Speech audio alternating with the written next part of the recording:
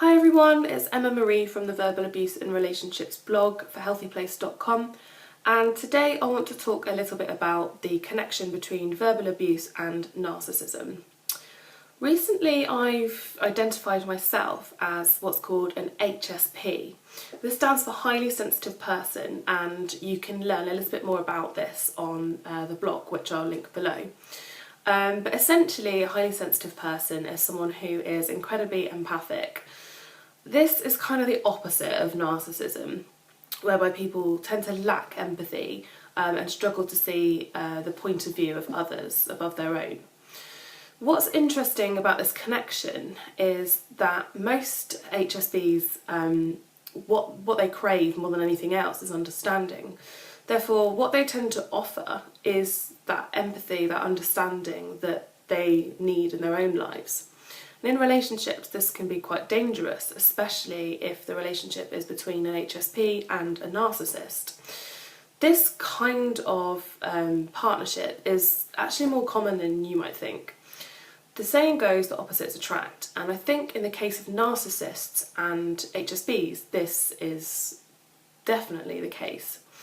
It rings true from my own experience, and while I was listening to an amazing resource for anyone who thinks they might be highly sensitive, which is the Highly Sensitive Person podcast by Kelly O'Laughlin, which I'll link on the blog, while I was listening to this episode about narcissists, the cogs kind of started turning in my brain, and I realised I'd been in a relationship with somebody who displayed a lot of these narcissistic characteristics. It kind of helped me to understand a little bit about his behaviour, and I began to think that perhaps the verbal abuse that it obviously was quite prevalent in our relationship was a direct result of this kind of narcissistic personality that he had. Now obviously him being narcissistic or being on the narcissistic spectrum doesn't excuse the behaviour, the abuse, the verbal attacks, the emotional manipulation, but it does go some way in explaining why that kind of dynamic might have occurred in our relationship. And it helps me to understand my own part in it too, and shift some of the blame from myself.